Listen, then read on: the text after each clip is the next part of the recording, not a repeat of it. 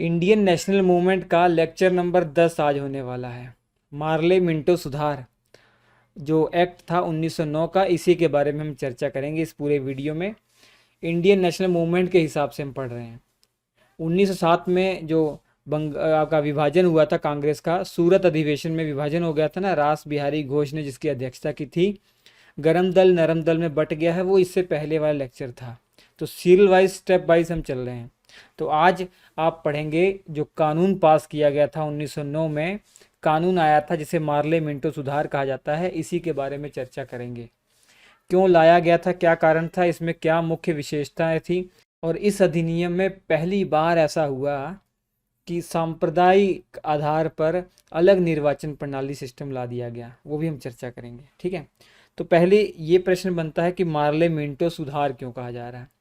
उस समय जो भारत सचिव थे वो लॉर्ड मार्ले थे, जॉन मार्ले जो थे ये भारत सचिव थे। ये कहाँ, इंडिया में नहीं रहते थे, ये ब्रिटेन में रहते थे। ब्रिटिश पार्लियामेंट के सदस्य हुआ करते थे, तो ये वहाँ रहते थे। ठीक है, और इसके अलावा इनकी सहायता के लिए 15 लोगों की एक परिषद होती थी जिसे जो है इंडिया काउंसिल कहा जाता है, वो इनकी सहायता करती है। इसके अलावा भारत में रहते थे वायसराय, इतना पता है। तो वायसराय उस समय कौन थे, लॉर्ड मिंटो। तो इन दोनों के नाम से इसको मार्ले मिंटो सुधार कहा जा रहा है। ठीक, या भारत परिषद अधिनियम भी इसको कह देते हैं 1909 के एक्ट को। इतनी बात आपको समझ में आ गई। अब ये जो 1909 का एक्ट ब्रिटिश पार्लियामेंट में पास हुआ था, ये पूछा जाता है कि किस समिति की या किस कमेटी की सिफारिश पर ये बिल पास हुआ था। तो अरुंडेल कमेटी, ये अरुंडेल कमेटी जो है जॉर्ज अरुंडेल की अध्यक्षता में स्थापित की गई थी, और किसके द्वारा, लॉर्ड मिंटो के द्वारा स्थापित करवाई गई थी, राजनीतिक सुधारों के उद्देश्य से। ठीक है, राजनीतिक में क्या सुधार होना चाहिए, ये सिफारिशें मांगने के लिए, ये सुझाव मांगने के लिए ये कमेटी का जो है गठन किया गया था। तो इसने बहुत सारी बातें बताई, जैसे इसने बोला कि भैया जो केंद्र में कानून बनाने वाला सिस्टम है ना, जिसे आप विधानमंडल या विधान परिषद कह सकते हैं, इसमें इंडियंस की सदस्य संख्या ज़्यादा बढ़ाइए। ठीक है, और राज्यों में भी ऐसा कीजिए, और बहुत सारी इन्होंने बातें बताई थी। ये अरुंडेल जो थे ना, जॉर्ज अरुंडेल, ये थे तो इंग्लैंड के, लेकिन इंडिया में आके इंडिया से इतना प्यार इनको हो गया था कि इंडिया की तरह ये रहने लग गए। और इन्होंने शादी भी एक इंडियन लड़की से ही की थी। पूरा गमछा उमछा लगा के चलते थे, इनकी ये खासियत है। अब 1909 का अधिनियम आ गया है, ये क्यों आया ये आपके लिए जानना जरूरी है। उससे पहले तस्वीर में देख लीजिए, ये जॉन मार्ले हैं, ये आपके लॉर्ड मिंटो हैं, तो आप समझ जाइए। अब लाने का कारण क्या है, लाने का कारण तो बहुत सारा है। मुख्य कारण आप समझ पा रहे हैं कि जब 1908 में जो आपका बंग भंग आंदोलन या स्वदेशी आंदोलन या बहिष्कार आंदोलन जो चलाया गया था कि बंगाल विभाजन के बाद, वो 1908 में आकर एक तरीके से समाप्त हो गया। क्योंकि 1907 में आपका विभाजन हो गया है कांग्रेस का, गरम दल और नरम दल, और इसके अलावा और बगल में मुस्लिम लीग पार्टी भी आ गई है। तो 3 खेमों में मुख्य तौर पर अंग्रेजों को दिख रहा है ये बट गए हैं। तो इन्होंने सोचा कि गरम दल जो है हमारे लिए सबसे खतरनाक है, इनको हम समाप्त करते हैं। उन्होंने ऐसा किया भी, कईयों को जेल में डाल दिया। हमने आपको बता भी दिया, जैसे बाल गंगाधर तिलक को 6 साल की सज़ा हो गई, और आपके अरविंद घोष, विपिन चंद्र पाल, इनको भी जेल में रखा गया, इनको प्रताड़ित किया गया, और बाद में ये जब बाहर आए इन्होंने संन्यास ले लिया, इसीलिए ये समाप्त हो गया था। तो गरम दल का तो इन्होंने दमन कर दिया। अब इनके दिमाग में अंग्रेजों के आया कि जो नरम दल है और मुस्लिम लीग है, इनको अपनी ओर आकर्षित कर लिया जाए। तो इनको आकर्षित करना का तरीका क्या था कि इनकी जो बातें हैं, मांगे हैं, वो हम मान लें थोड़ी बहुत। तो इसी कारण से 1909 का मुख्य तौर पर एक्ट ये आया है। इसमें जो बातें लिखी हुई हैं वो इनकी मांगों के हिसाब से ही हैं, ये मेन कारण है। इसके अलावा और भी बहुत कारण है, जैसे 1892 में जो एक्ट आया था, उससे कांग्रेस वाले और भारत के लोग बिल्कुल संतुष्ट नहीं थे। क्योंकि कांग्रेस पहले से डिमांड कर रही थी कि जो कानून बनाने वाली व्यवस्था है उसमें इंडियंस को भी लाइए, लेकिन वो नहीं कर रहे थे। तो यहाँ पर लाया तो गया, लेकिन बहुत छोटे लेवल पर। आपने देखा कि जो केंद्र जो विधान परिषद है उसमें जो सदस्य संख्या 10 से 16 बढ़ा दी गई, बोल दिया गया कि 10 से 16 के बीच में ये एक्स्ट्रा जो जनसंख्या है वो हो सकती है, जो अतिरिक्त सदस्य हैं उनकी संख्या 10 से 16 हो सकती है। हालांकि 16 की गई, लेकिन बहुत छोटे पैमाने पर बातें मानी गई, इसलिए संतुष्ट नहीं थे कांग्रेस वाले, इसलिए एक और कानून की आवश्यकता थी। और दूसरा, शिक्षित लोग बहुत हो गए थे, हमारे यहाँ भारतीय भी बहुत पढ़े लिखे हो गए थे। अब उनको ये अच्छा नहीं लग रहा था कि जो पार्शियलिटी हो रही है, हम पढ़ लिख रहे हैं और हमें कोई अधिकार ही नहीं मिल रहे हैं। पढ़ने लिखने के बाद ये तो फ़ायदा होता है ना कि आपको सब कुछ नॉलेज हो जाती है, आपको जो आपके अधिकार हैं उसके लिए आप लड़ सकते हैं। तो उन वर्ग को भी संतुष्ट करने के उद्देश्य से ये कानून लाया गया। इसके अलावा बंगाल का विभाजन हो गया था, तो बंगाल का विभाजन होने के कारण पूरा देश में एक तरीके से गर्म माहौल आ गया था। तो गर्म माहौल आ गया था, दिमाग में ये था अंग्रेजों के कहीं फिर से 1857 की क्रांति जैसा कोई क्रांति ना हो जाए, इसलिए इनको संतुष्ट करना ही पड़ेगा, कुछ इनके लिए करना ही पड़ेगा। इसके अलावा 1906 में जो मुस्लिम लीग का गठन हुआ था, तो आगा खां के नेतृत्व में जो 35 लोग मिलने के लिए गए थे लॉर्ड मिंटो को, आपको पता ही है उस समय लॉर्ड मिंटो कहाँ पे था, शिमला में था। तो उससे मिले और उससे डिमांड की कि भैया हमारे लिए विश्वविद्यालय लाओ, ठीक है, हमारे लिए अलग जो चुनाव प्रणाली है, पृथक चुनाव प्रणाली, वो सिस्टम लाओ, कि मतलब ऐसा क्षेत्र जहाँ पे मुस्लिम बाहुल्य हो, वहाँ पे कैंडिडेट मुस्लिम ही खड़ा हो और उसको वोट भी केवल मुस्लिम ही करें, ऐसा सिस्टम मांगा था इन्होंने। तो उन सब बातों को पूरा करना ही था, क्योंकि लॉर्ड मिंटो ने वादा कर रखा था, ठीक है। इसके अलावा सूरत विभाजन हो गया और एक सुनहरा अवसर अंग्रेजों को प्राप्त हो गया, क्योंकि यहाँ 3 खेमों में बट गया है, नरम दल, गरम दल और मुस्लिम लीग। यहाँ पे सबसे खतरनाक अंग्रेजों के लिए कौन थे, यहाँ पे अंग्रेजों के लिए सबसे खतरनाक गरम दल थे, तो इनका इन्होंने दमन कर दिया, ठीक है। और मुस्लिम लीग के साथ समझौता कर लिया और नरम दल के साथ भी समझौते वाली राजनीति उन्होंने चलाई कि इनकी जो डिमांड है, इनकी जो बातें हैं वो हम मान लेते हैं, ठीक है। तो इनकी बातें मानने के लिए एक कानून पास करना पड़ेगा, इसी कारण से भी 1909 का एक्ट की जरूरत थी, ठीक है। अब पढ़ते हैं कि इस अधिनियम की क्या विशेषताएं थी, इसकी प्रमुख विशेषताएं, ठीक है, इस अधिनियम की प्रमुख विशेषताएं ये आपको समझना है। एक एक करके सारी चीज़ें मैं डिटेल में बताऊंगा, बहुत इंपॉर्टेंट आपके लिए। सबसे पहली बात, मुसलमानों के लिए एक पृथक और सांप्रदायिक निर्वाचन सिस्टम ला दिया गया। मतलब इसमें हो क्या रहा है समझिए थोड़ा सा, ये बहुत इंपॉर्टेंट आपके लिए। मतलब ऐसा कोई क्षेत्र, ये कैसा चल रहा है, ऐसा कोई क्षेत्र जो मुस्लिम बाहुल्य है, तो वहाँ पे ये फिक्स कर दिया गया कि चुनाव में जो कैंडिडेट खड़ा होगा, वो वहाँ से जो जिस बंदे का निर्वाचन किया जाएगा वो उसी संप्रदाय का होगा, मुस्लिम ही होगा। और इसके अलावा उनको वोट करने कौन जाएंगे, केवल वहाँ के मुस्लिम लोग ही जाएंगे, चाहे उस क्षेत्र में गैर मुस्लिम लोग भी रहते हो, लेकिन वो वोट नहीं करेंगे। तो मतलब क्षेत्र भी फिक्स कर दिया गया कि भैया यहाँ पे ये मुस्लिम कैंडिडेट ही खड़ा हो सकता है, उसको वोट भी केवल मुस्लिम लोग ही देंगे। तो एक तरीके से बहुत खतरनाक राजनीति की गई अंग्रेजों के द्वारा कि सांप्रदायिक बीज बो दिए गए, दिमाग में ये पार्शियलिटी ला दी गई कि भैया हाँ ये अलग इनका रिलीजन है और इनका अलग रिलीजन है, ताकि लोग आपस में नफरत करें। ये सिस्टम इनके द्वारा, अंग्रेजों के द्वारा ला दिया गया। तो सबसे इम्पोर्टेंट बात इस अधिनियम की यही है कि मुसलमानों के लिए पृथक और सांप्रदायिक निर्वाचन प्रणाली। तो फूट डालो राज करो को बहुत ही डायरेक्ट इशारा करता है 1909 का ये एक्ट।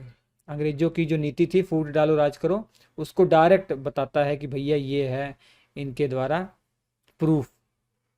मतलब आरोप लगते हैं ना कि अंग्रेजों ने फूट डालो राज करो की नीति अपनाई थी।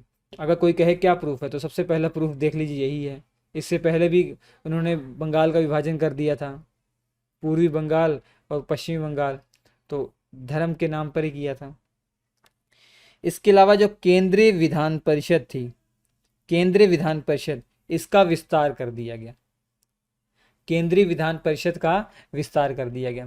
पहले केंद्रीय विधान परिषद में 16 सदस्य होते थे, अब कर दिए गए 60 सदस्य।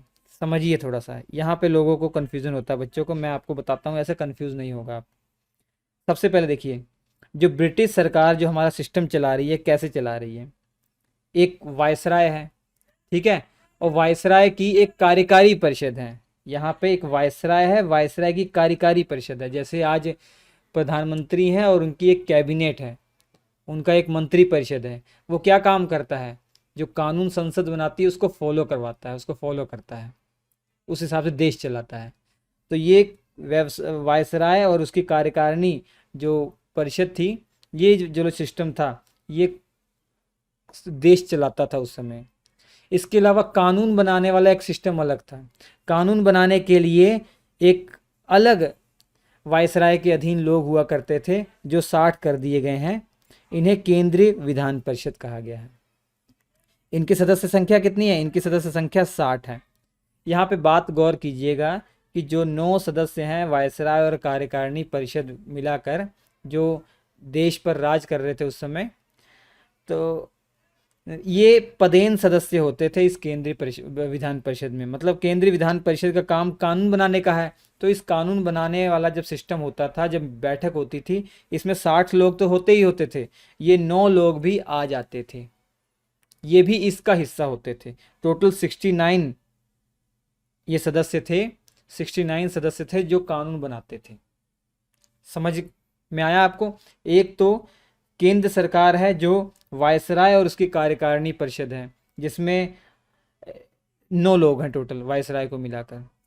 इसके अलावा एक कानून बनाने वाला सिस्टम है जिसे केंद्रीय विधान परिषद, जैसे आज संसद है, संसद तो बहुत ही ब्रॉड लेवल पर है, 2 सदन है, वैसा कोई सिस्टम नहीं था, छोटे लेवल पर था, कुछ लोगों का ग्रुप था। पहले 16 लोग थे, अब बढ़ाकर इसको 60 लोग कर दिया गया।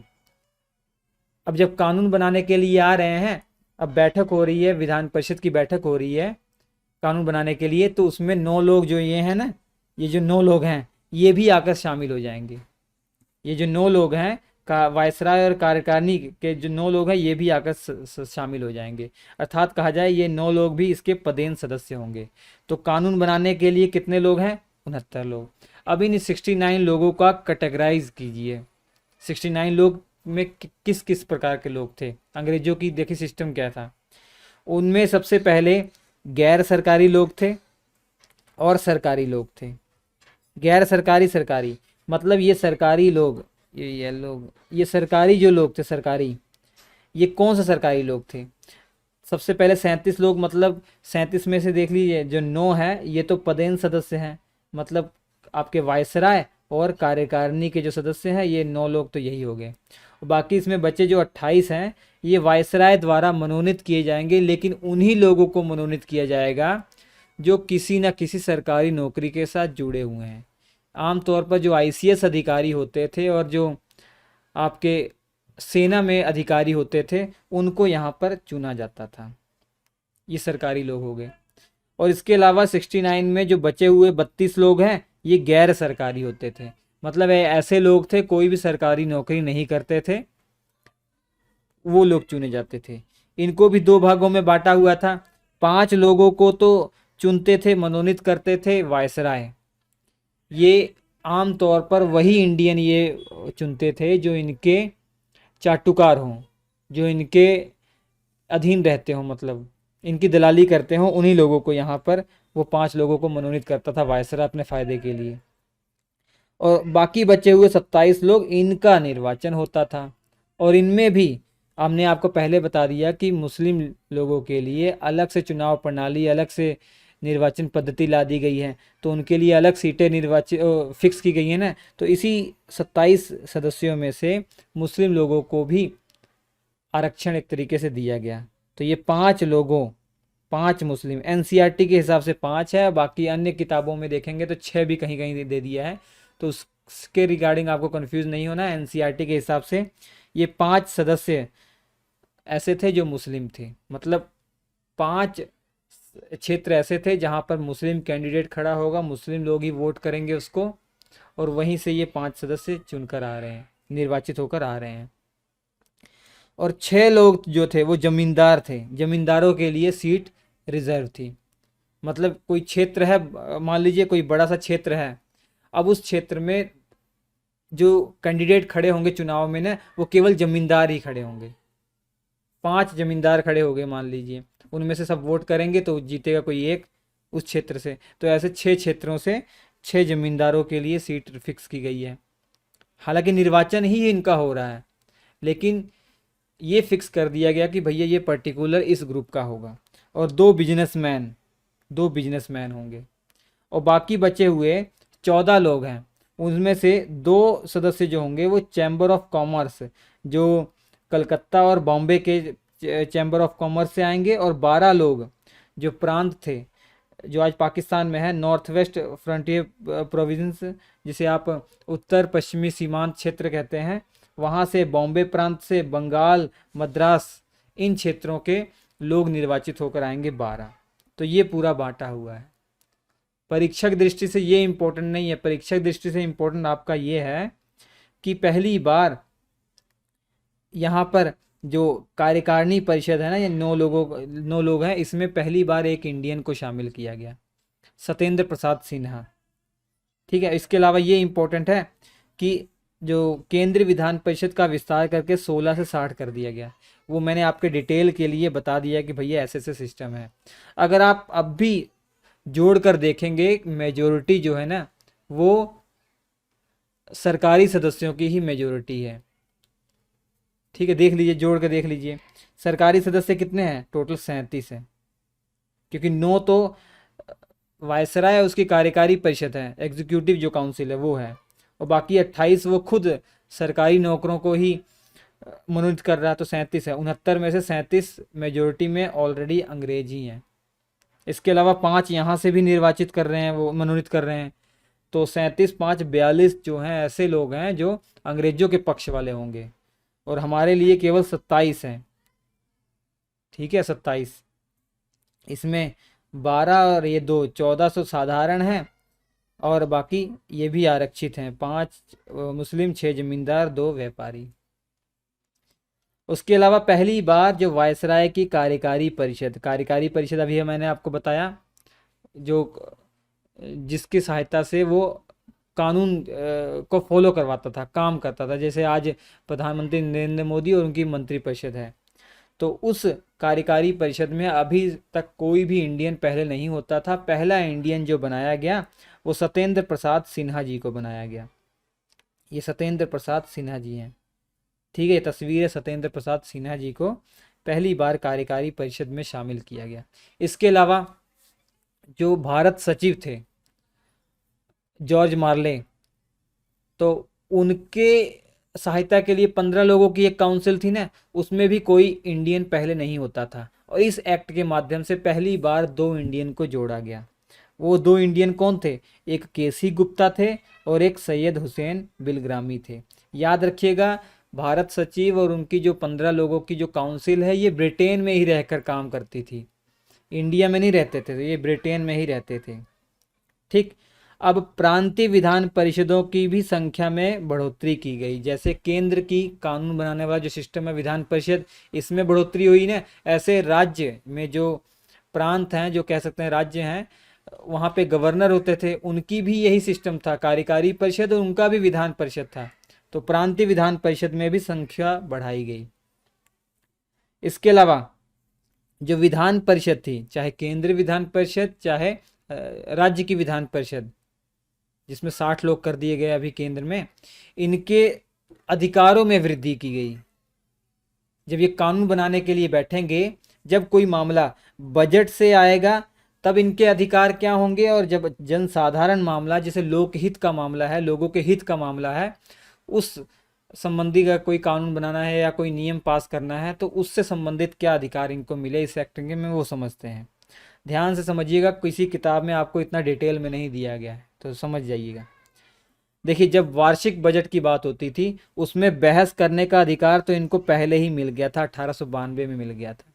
ठीक है, अभी यहाँ पर थोड़ा सा और विस्तार कर दिया गया कि और विस्तार पूर्वक बजट में बहस कर सकते हैं, लेकिन वोट करने का अधिकार अभी भी नहीं दिया गया था। याद रखिएगा, बजट वाला मामला अगर हो, अगर बजट प्रस्ताव हो, उसमें वोट नहीं कर सकते थे, लेकिन जो जनसाधारण, जो लोकहित के मामले हैं, उसमें मामला जैसे है भैया, सबने उस पे जो है डिस्कशन कर लिया कि हाँ ये लोकहित का कोई कानून है, इसको क्या पास कर देना चाहिए, उस मामले में वोट करने का तो अधिकार था, वहाँ पे वोट करने का अधिकार था, लेकिन बजट पर वोट करने का अधिकार नहीं था।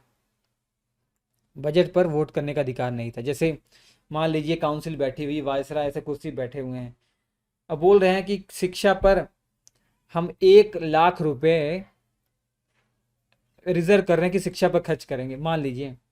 तो आप सबकी क्या राय है उसमें? जो आपके गैर सरकारी सदस्य थे, ये गैर सरकारी सदस्य जो थे, उनको बहस करने का तो अधिकार है, उनको बहस करने का अधिकार है, वो बोल सकते हैं कि हाँ 1 लाख नहीं सर 2 लाख कर दीजिए, ऐसा ये सब कर सकते हैं।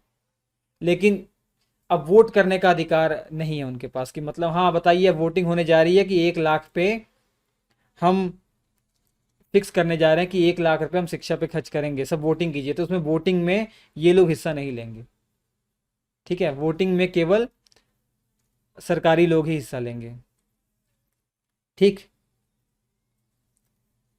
उसके अलावा स्थानीय निकायों के लिए धन की मांग का अधिकार दे दिया गया कि स्थानीय निकाय के लिए जो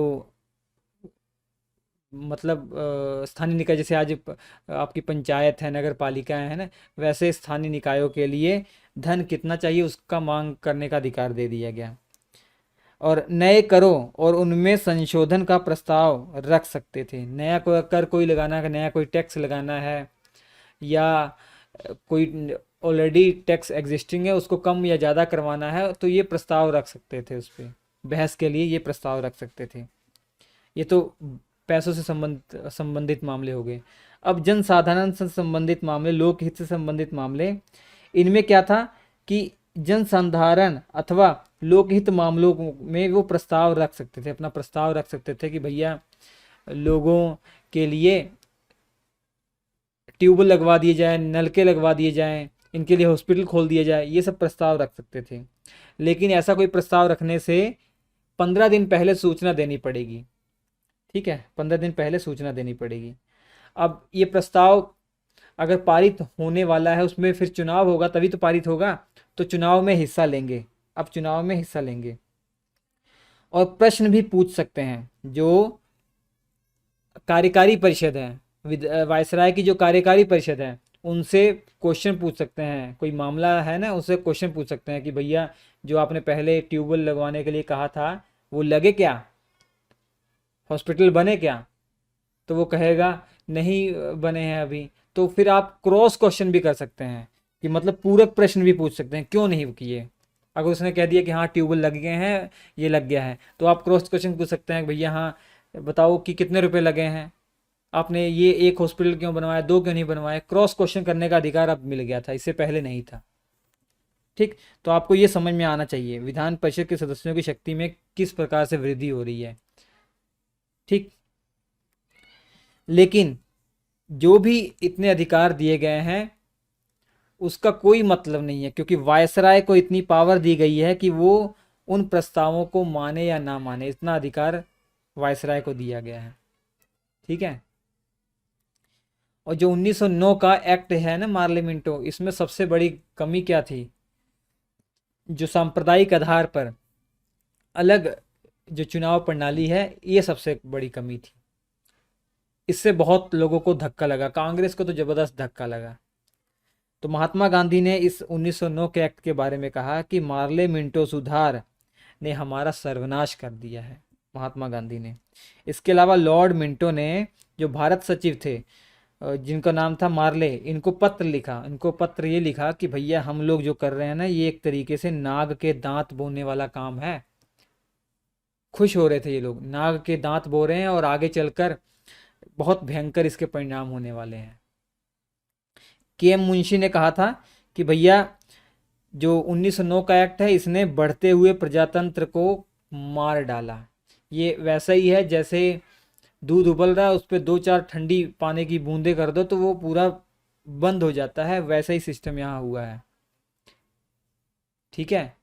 इस एक्ट ने जो राष्ट्रवादी लोग इकट्ठे होकर देश के लिए लड़ रहे थे, उनकी सब उम्मीदों को ठंडा कर दिया है, क्योंकि अब सब सांप्रदायिक आधार पर बट गए हैं, सब मिलके काम नहीं कर पाएंगे।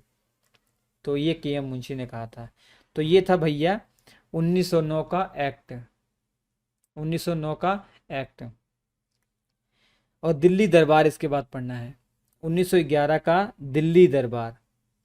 दिल्ली दरबार में लगाया, दिल्ली दरबार लगाया गया था, जो उस समय जॉर्ज पंचम और क्वीन मैरी उनकी पत्नी ये भारत आए थे, और उनको भारत का सम्राट और इनकी पत्नी को भारत का साम्राज्ञी, सम्राट मतलब मेल को सम्राट कहते हैं और स्त्री को साम्राज्ञी कह देते हैं इस, ठीक है। तो ये लगाया गया और उनको ये सब घोषणा हो गई, ठीक है। और इसके बाद इस दिल्ली दरबार में मेन ये पढ़ते हैं इसलिए क्योंकि जो बंगाल का विभाजन हुआ था ना, उसको रद्द कर दिया गया इस दरबार में। राजा रानी ने घोषणा की कि भैया बंगाल विभाजन समाप्त होता है। इसके अलावा भारत की राजधानी को परिवर्तित कर दिया गया, पहले कलकत्ता थी, अब कर दिया गया दिल्ली। वो सब बातें आपको दिल्ली दरबार में पढ़नी है, अच्छे से समझ में आना है। तो अभी आपको 1909 का एक्ट समझ में आ गया होगा बच्चों, एक बार कमेंट करके बता दीजिएगा। अच्छा लगा तो लाइक करना चाहिए आपको और सब्सक्राइब कर दीजिए। बहुत ही इम्पोर्टेंट चीज़ें हैं। नोट्स इसके मैं आपको टेलीग्राम पर दे दूंगा, टेलीग्राम का लिंक वीडियो की डिस्क्रिप्शन में है, या current affair by Ravi search कर लीजिए, इसके नोट्स मिल जाएंगे आपको। ये जो पढ़ाते जा रहा हूँ स्टेप बाय स्टेप नोट्स मिलते जा रहे हैं। तो हम आपसे मिलते हैं अगले एपिसोड में, तब तक के लिए नमस्कार।